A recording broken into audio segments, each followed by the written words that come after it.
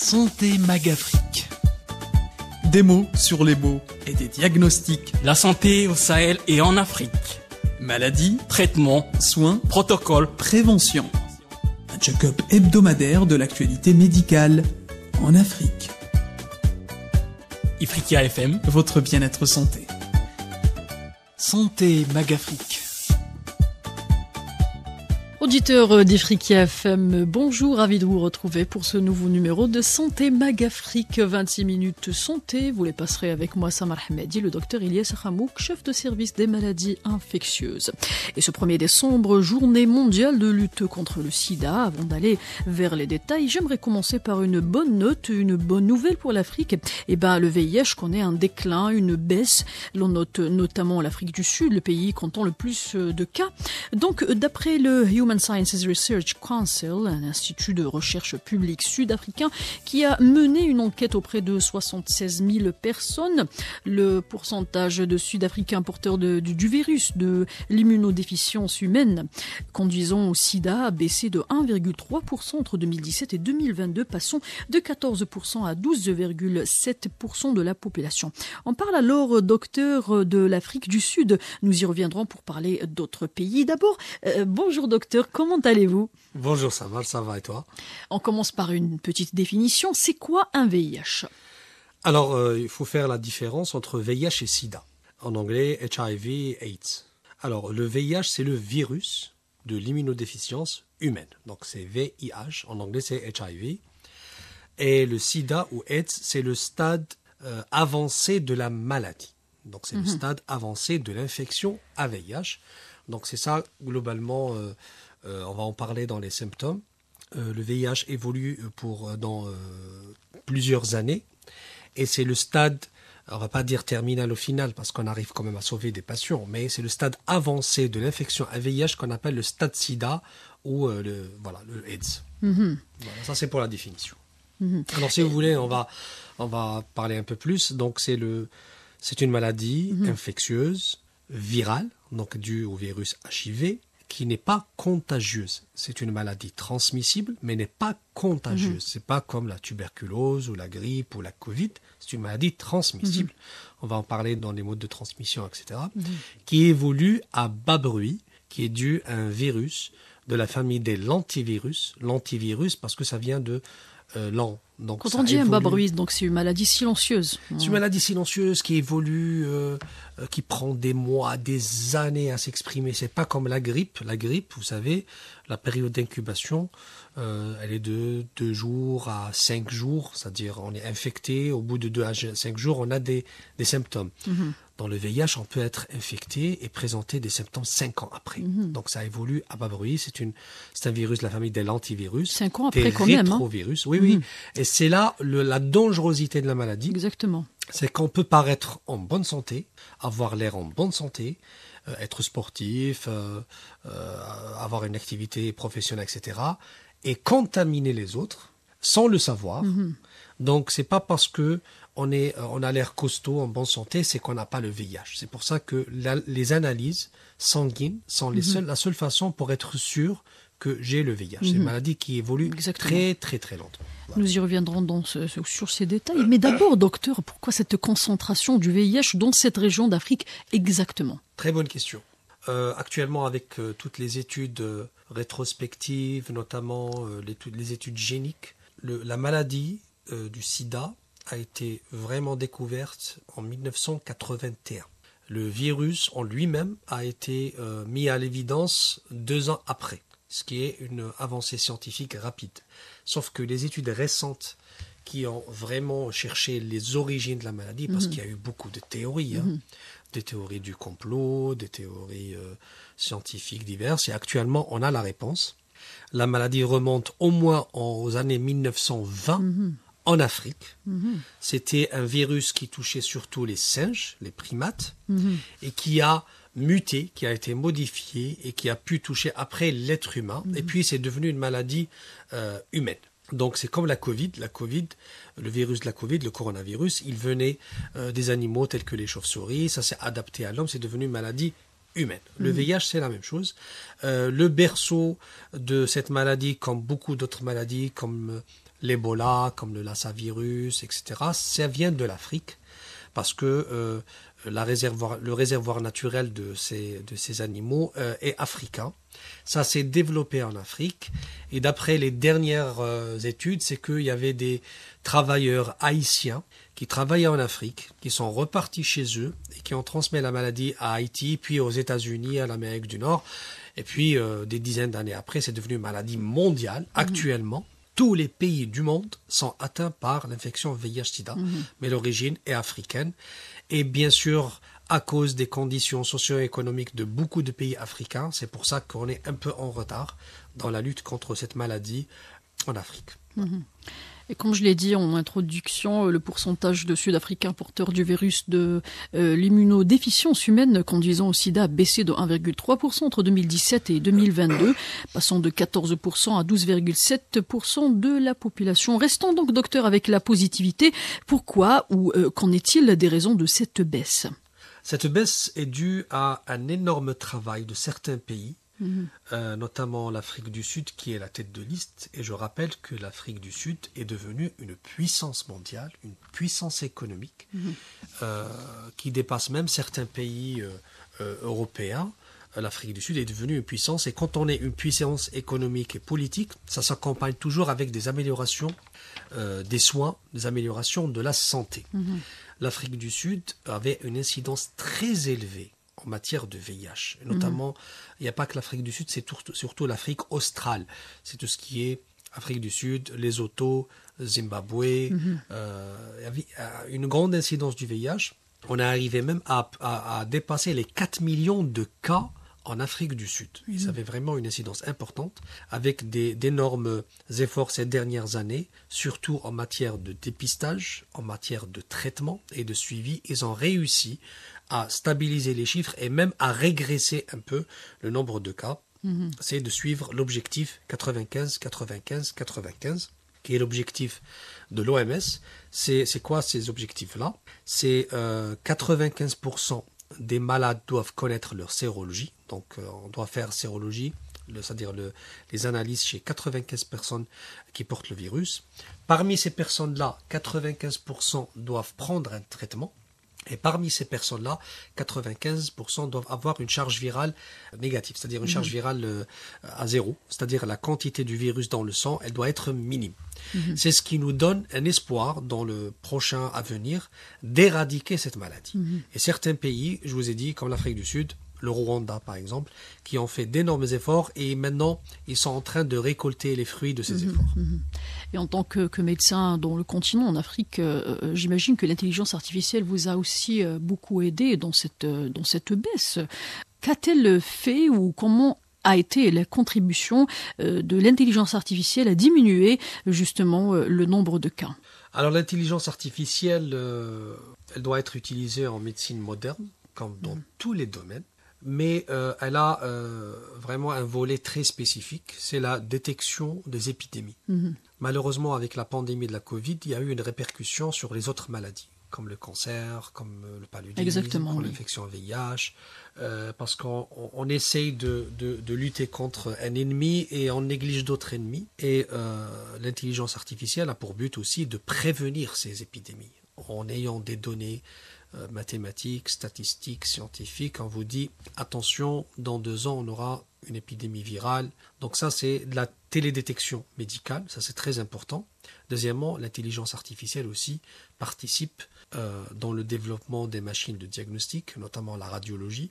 Actuellement, on a des outils d'intelligence artificielle qui analysent des milliers de clichés de radio, de scanners par exemple, et qui arrivent à avoir un savoir, une base de données, et quand on a un nouveau cliché, elles arrivent à faire le diagnostic en comparant à des milliers de clichés. Et ça, c'est même nos meilleurs radiologues, ils n'ont pas une mémoire de milliers de clichés dans leur tête, bien sûr qu'ils ont de l'expérience, mais l'intelligence artificielle arrive à avoir cette base de données disponible c'est une machine. Et ça, c'est parmi les bénéfices qu'a apporté l'intelligence artificielle, en attendant bien sûr de développer d'autres paramètres, d'autres acquis dans le futur.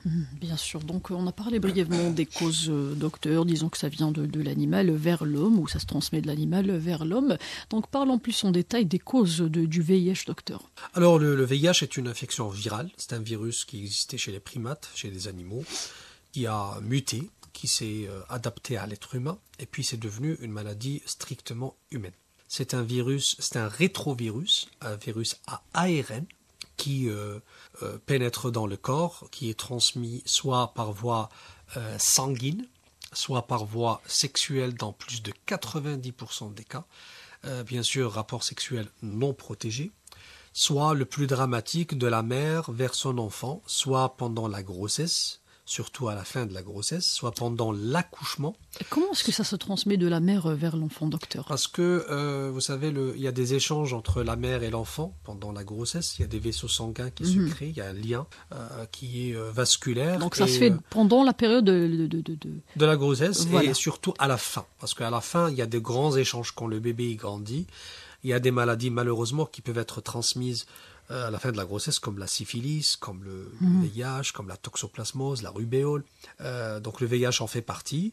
Donc ça se transmet aussi pendant l'accouchement, parce que le bébé, il passe par la filiale génitale et il peut être, vous savez, il y a des liquides, notamment le sang, le liquide gynécologique, génital. Donc il y a un risque de transmission, et bien sûr, malheureusement aussi, par la voie de l'allaitement. Donc une maman qui allaite son bébé, elle peut lui transmettre le virus. C'est un virus qui, quand il pénètre dans le corps, a besoin d'un hôte. Donc il va chercher des cellules bien particulières, notamment les cellules immunitaires, lymphatiques, des globules blancs. Il va s'y développer, produire d'autres particules virales et tuer ces cellules. Donc c'est-à-dire il y aura une augmentation des particules virales et une destruction progressive de l'immunité de la personne. Et cette évolution, elle est très très lente. C'est pour ça qu'au début, le patient n'a pratiquement pas de symptômes. Mais au bout de quelques années, quand l'immunité de la personne va vraiment baisser, on aura ce qu'on appelle des infections opportunistes. Donc il y a des microbes, des virus, des bactéries, des parasites qui vont venir agresser le corps. Ils vont se développer au niveau de ces corps-là. Donc voilà, donc ça c'est l'origine de la maladie, de l'infection à VIH. Donc, docteur, qu'en est-il des symptômes? Qu'est-ce qui nous fait dire que la personne est atteinte du VIH? Vous venez de dire que la détection ne peut se faire qu'après un bon moment. Ouais. Voilà. Donc, qu'est-ce qui vous fait dire à première peut-être prise de son ou à premier diagnostic, qu'est-ce qui vous fait dire que la personne est atteinte du VIH? Parlons d'abord des symptômes les plus courants. Très bien. Alors, c'est une question très importante parce que si on a un rapport sexuel non protégé hier, si on fait un test sanguin aujourd'hui, il est négatif. Ça prend du temps pour avoir un test positif ou ce qu'on appelle une sérologie positive. Ça prend au moins 15 à 21 jours après un accident d'exposition pour être un séropositif. C'est pour ça que on ne fait pas des tests comme ça. Il faut toujours une consultation médicale. Ce qui est important, c'est que les premiers mois, même les premières années, je peux être porteur du virus, je peux être malade, mais je ne développe aucun symptôme. J'ai l'air en bonne santé, je suis sportif, je fais une activité professionnelle, etc. Mais si je fais le test, si je fais le test du VIH, donc une sérologie VIH, ça va revenir positif. C'est quoi ? C'est une sérologie, c'est-à-dire on ne va pas trouver le virus, mais on va trouver les anticorps que j'ai développés contre cette maladie, ce qui signifie que je suis atteint de cette maladie. Il n'y a aucun symptôme. Quand je le vois, je me dis, cette personne est VIH. Il n'y a que le test, c'est-à-dire le test de sanguin, le test, c'est la sérologie, qui va nous dire, oui, je suis séropositif. Donc, mais ce test-là, il ne faut pas le faire comme ça. C'est une consultation médicale. Parce que, je rappelle encore une fois, si j'ai un rapport sexuel non protégé il y a quelques jours, si je fais le test aujourd'hui, il peut être négatif. Parce qu'il faut du temps pour développer ces anticorps.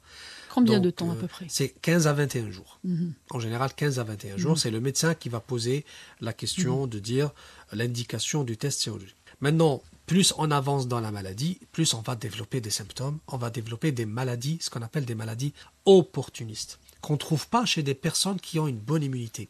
On va trouver des champignons, certaines bactéries, certains virus, parfois des cancers, comme le lymphome, comme le sarcome de Kaposi, que ces maladies-là n'existent pas chez une personne qui a une bonne immunité. Donc ça va nous donner une idée, on va se dire, cette personne, elle est suspecte d'être VIH, on va demander la sérologie qui va revenir positive. Et il y a d'autres tests qu'on va demander, comme la charge virale. La charge virale, ça ne va pas nous dire si la personne est positive ou négative, elle va nous dire elle a le virus et en combien de quantité. Est-ce que c'est une charge virale très élevée? Est-ce que c'est une charge virale qui est très basse? Et puis on a le taux de CD4. C'est un examen pour nous donner une idée sur l'immunité de la personne. Et Chérifa Oubone vient de nous rejoindre, elle est à ma droite. Chérifa, vous êtes microbiologiste, un ajout sur les symptômes du VIH. Bon, je pense que le médecin a quasiment tout dit. Donc, c'est comme il le disait, les symptômes sont évolutifs. Tout dépend du stade du virus. Donc, au début, il y a certaines personnes qui ne présentent vraiment aucun symptôme. Après, tout dépend aussi du système immunitaire de tout un chacun, de l'état de santé de tout un chacun. Donc, les symptômes sont vraiment évolutifs. Il y en a qui peuvent présenter, d'autres non, mais ça reste quand même très rare. Et au fur et à mesure que le virus continue de se multiplier dans l'organisme, là, les premiers symptômes peuvent apparaître. Parce qu'il faut noter aussi, en fait, que l'infection, ça a des stades. On parle souvent de primo-infection, de stade asymptomatique, le stade sida. Donc, c'est vraiment évolutif et c'est pas toujours évident de détecter que la personne, elle est vraiment atteinte. Donc, c'est très, très délicat quand on parle de détection. Elle est bien plus qu'une célébration des réalisations communautaires. La Journée mondiale de lutte contre le sida est un appel à l'action pour émanciper et soutenir les communautés dans leur rôle de leadership. Donc, je reviens vers toi, Chérifa. Comment les soutenir? Qu'en est-il du rôle aussi de l'intelligence artificielle pour justement soutenir les communautés? On parle évidemment de l'Afrique pour la lutte contre le sida. Bon, je dirais premièrement, c'est de voir la sensibilisation en fait, c'est de mettre vraiment en place des mesures pour que les gens évitent de contracter en fait le virus. Donc sensibiliser au maximum les populations avec les plateformes. Aujourd'hui, beaucoup de personnes utilisent les réseaux sociaux. C'est passer par ces réseaux-là et sensibiliser les gens que le virus continue de faire des dégâts et qu'il n'y a toujours pas de vaccin, il n'y a pas de traitement pour dire qu'on va stopper la maladie. Tout ce qu'on peut faire, c'est d'essayer de réduire la multiplication virale, mais il n'y a toujours pas de traitement. Donc c'est de vraiment sensibiliser les populations, conscientiser les jeunes aujourd'hui, et ça commence dans le secteur familial, dans l'éducation, et on peut commencer par là. Et on revient vers l'intelligence artificielle, docteur. Comment peut-elle aider les communautés justement pour lutter contre le sida? En fait, l'intelligence artificielle, comme l'a dit ma collègue, fait partie de toute cette communication moderne. Tout ce qui est société civile, association, etc., ont joué un rôle immense dans les années 80-90 pour sensibiliser les jeunes, surtout parce qu'il faut rappeler que les jeunes font partie des premières victimes de cette maladie, et notamment les femmes. Et actuellement, il faut utiliser cette intelligence artificielle, ces réseaux sociaux, ce côté informatique, pour rappeler aussi que la maladie existe toujours, parce qu'on a tendance un peu à l'oublier. Il n'y a pas cette peur qui existait dans les années 90. Il faut rappeler que cette maladie, il faut arrêter aussi de stigmatiser notre continent. C'est vrai que c'était le berceau de l'infection, etc., mais actuellement, en 2023, avec toutes les ressources possibles, tous les pays du monde ont des malades VIH et des nouvelles infections. En 2022, on parle d'1,3 million nouvelles infections et de 630 000 décès dus au VIH. Donc c'est pas le problème de l'Afrique, c'est un problème mondial. Donc il faut arrêter de stigmatiser l'Afrique par rapport à cette question-là. C'est comme la Covid, on a commencé à stigmatiser la Chine par rapport à la Covid, alors que la Covid est une pandémie mondiale. Donc il faut utiliser ces réseaux sociaux, et moi j'attends beaucoup des jeunes, notamment les gens des médias, comme toi, comme Sherifa, qui ont plusieurs casquettes et qui peuvent un peu rappeler aux jeunes les dangers de la maladie et les prochains défis par rapport à cette maladie. Et je reste avec vous, docteur. On a parlé d'aider les communautés. On parle du traitement. D'abord, la question qui se pose, y a-t-il un traitement efficace contre le sida? Et est-ce guérissable ou est-ce une maladie avec laquelle l'on vit à l'aide du traitement? Et c'est tout. Alors, il y a beaucoup de personnes qui me posent des questions par rapport à la différence avec la Covid, avec le coronavirus et le VIH. Évidemment, oui. Le virus du VIH est un virus qui est très complexe sur le plan génétique. On a tant essayé de trouver un vaccin et c'est jusqu'à maintenant, en 2023, c'est impossible. Ici, on fait la différence entre le VIH et la Covid. Justement, la Covid, c'est une maladie. Bon, certes, c'est une maladie qui est connue. La famille des coronavirus est connue depuis au moins 60 ans. Chaque 10 ans, on a une petite mutation, on a une petite pandémie, mais ça reste beaucoup moins complexe que le virus du VIH. C'est pour ça qu'on a réussi à produire un vaccin rapidement par la Covid. Le traitement aussi, pour le VIH, il est très compliqué. Il est tellement compliqué qu'on parle de trithérapie. L'infection VIH, on la traite avec 3 médicaments à la fois. C'est ce qu'on appelle une trithérapie antirétrovirale. Ça a commencé en 1996 dans le monde. Pour le moment, on ne guérit pas du VIH. Je ne dirais pas qu'il n'y a pas d'espoir dans l'avenir, mais actuellement, on ne guérit pas de l'infection VIH. Actuellement, on prend un traitement qui nous permet de vivre comme une personne qui est, je ne vais pas dire normale, mais qui est saine. C'est déjà pas mal. J'ai un exemple. L'exemple le plus encourageant, le plus connu, surtout pour les jeunes qui nous écoutent, qui connaissent le basket américain, la NBA, c'est Magic Johnson. Magic Johnson a été déclaré infecté par le VIH en 1991. Tu n'étais même pas né, je pense. Même pas, oui. Et il est toujours vivant, il est en bonne santé, il a son activité physique, activité professionnelle, parce qu'il est suivi, il est sous traitement. Moi, personnellement, je dirige un centre de référence VIH-Sida. J'ai des patients qui sont sous traitement depuis 1999. Ça fait 24 ans. Ils sont en bonne santé. Ils se sont mariés, ils ont eu des enfants, ils travaillent, ils font du sport, etc.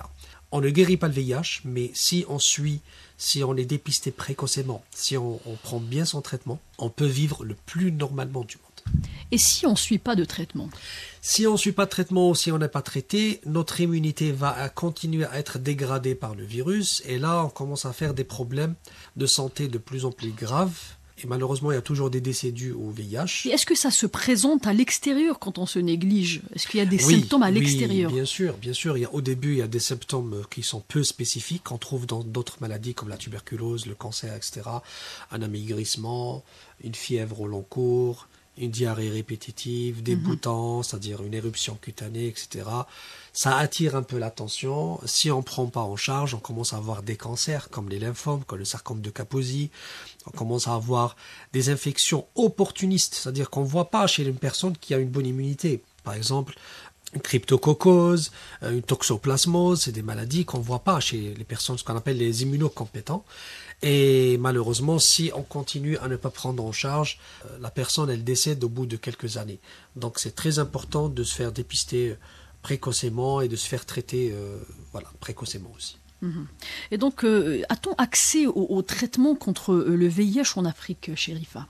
Oui, on a accès au traitement contre le VIH, mais ça reste quand même très limité. Les patients se plaignent souvent qu'il n'y a pas assez d'antirétroviraux, ou bien ça vient tardivement. Mais je pense qu'il y a des efforts qui sont faits dans ce sens-là pour que les gens aient accès à ce traitement. Parce que comme le docteur le disait, on ne guérit pas en fait de cette infection, mais on peut empêcher le virus de continuer à se répliquer dans l'organisme. C'est pour ça justement qu'on administre des antirétroviraux.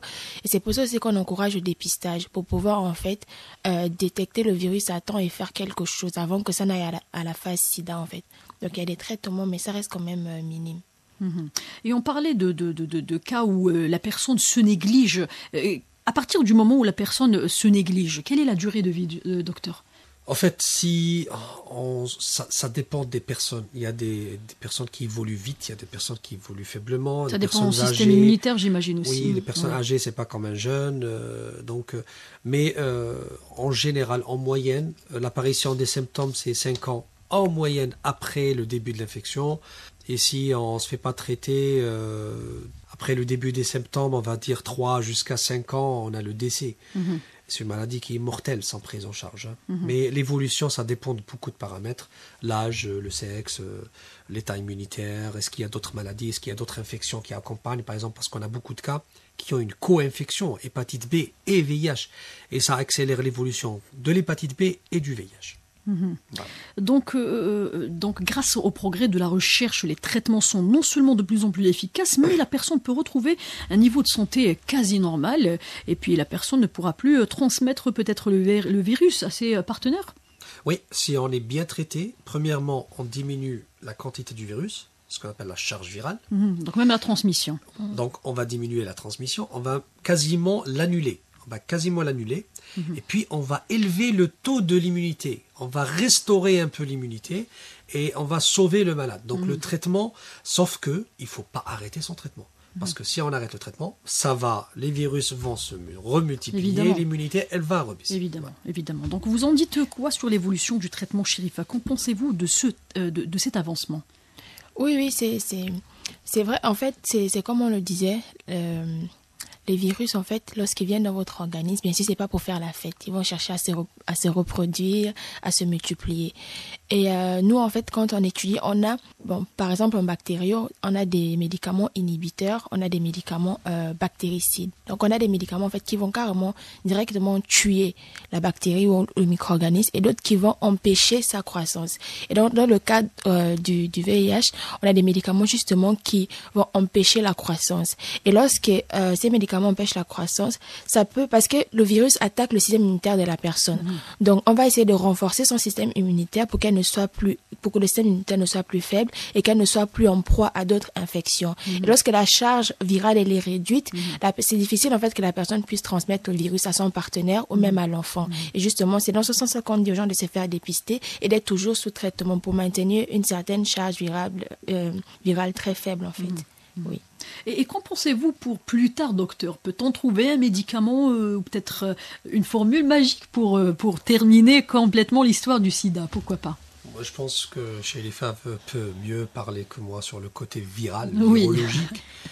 Mais allez-y. L'espoir est là. L'espoir est là. Maintenant, elle peut mieux en parler. Le virus, il est très complexe, mais l'espoir est là. Vous êtes infectiologue, elle est microbiologiste. Donc, vous deux, vous en pensez déjà quoi sur une formule peut-être magique plus tard? Oui, c'est possible en fait. Il faut dire que quand on élabore des médicaments, on a déjà en fait, il faut connaître la structure, la biologie du micro-organisme. Donc on a son ADN, on a sa structure, et les micro-organismes, ils mettent souvent des mécanismes en place pour pouvoir échapper par exemple aux antibiotiques, aux antirétroviraux. Donc nous, lorsqu'on travaille, on va justement mettre en place des médicaments qui vont par exemple atteindre la structure du virus ou bien atteindre son ADN pour qu'il ne puisse plus se multiplier. Et bien sûr, des recherches sont faites dans ce sens-là pour justement trouver un vaccin idéal qui peut, par exemple, atteindre l'ADN du virus ou bien sa structure, sa capsule pour justement qu'il ne fasse plus des dégâts dans l'organisme humain. Et meilleure question à aborder plutôt pour finir cette édition, docteur, comment prévenir? Ah oui, la prévention, c'est primordial parce que généralement, le virus, c'est vraiment difficile à éliminer. C'est pas comme les bactéries. Donc, la meilleure des solutions, c'est le vaccin. C'est comme pour la Covid, c'est comme la variole. La variole, on a pu l'éliminer, donc l'éradiquer du monde grâce au vaccin. Donc, l'idéal, c'est de trouver un vaccin qui puisse être efficace. C'est vraiment pas évident jusqu'à maintenant. Maintenant, en attendant, c'est une maladie, dans plus de 90%, une maladie à transmission sexuelle. Donc il faut se protéger. Et personne n'est à l'abri. Un seul rapport sexuel non protégé peut suffire. Donc tout rapport sexuel doit être protégé. Et surtout mon message pour les jeunes filles, parce que les dames, les jeunes filles, la gente féminine en général, c'est les premières victimes de cette maladie. Déjà sur le plan anatomique, elles sont plus à risque à être contaminées. Donc l'idéal, c'est d'avoir un bilan prénuptial. C'est d'avoir un bilan de début de grossesse pour les protéger, elles, et pour protéger les bébés, bien sûr, à suivre. Et bien sûr, avoir un accès au traitement mondial et surtout dans notre cher continent. Nous sommes arrivés à terme de ce numéro. Je vous remercie, docteur. Je remercie Chérifa Aubonne. Nous avons consacré ce numéro au sujet du VIH-Sida. Donc, je remercie toute l'équipe derrière la réalisation aussi de ce numéro. Je vous donne rendez-vous mercredi prochain, même heure, même station. D'ici là, prenez soin de votre santé et de votre communauté.